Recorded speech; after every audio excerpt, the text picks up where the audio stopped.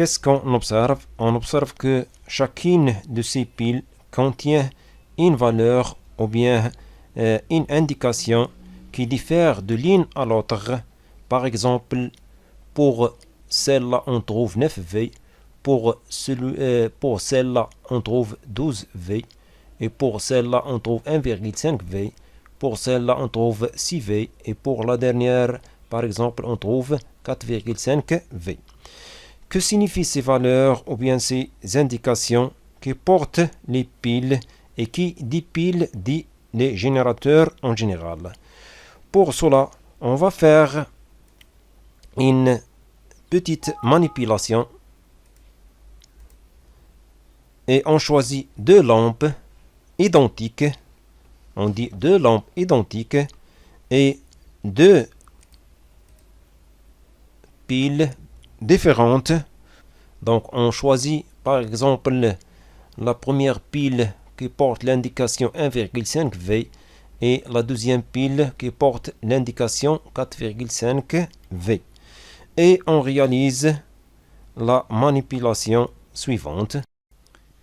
La première fois, on va prendre la pile qui porte l'indication 1,5V et on va essayer de brancher d'une façon simple les bornes de la lampe avec les bornes de cette pile qui porte l'indication 1,5V et on observe que la lampe s'allume avec une certaine brillance. Rappelez bien la brillance de la lampe. La deuxième fois, on va prendre la pile qui porte l'indication 4,5V et de même, on va essayer de brancher les bornes de la lampe avec les bornes qui portent l'indication 4,5V. Et voilà, la lampe s'allume aussi avec une certaine brillance. Donc, comparez la brillance de la lampe dans les deux cas. Donc, qu'est-ce qu'on observe ou bien qu'est-ce qu'on constate?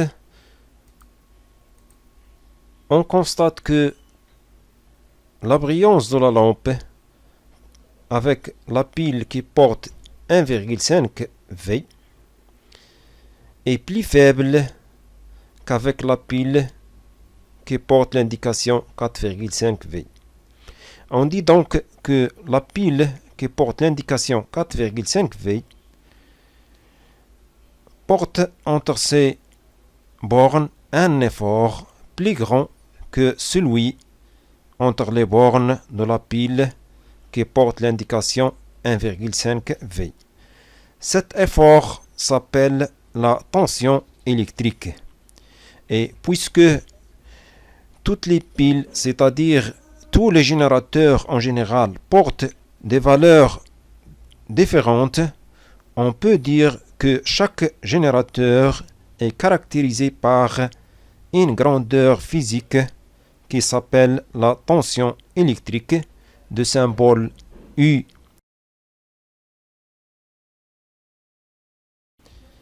Et son unité internationale est le volt de symbole V.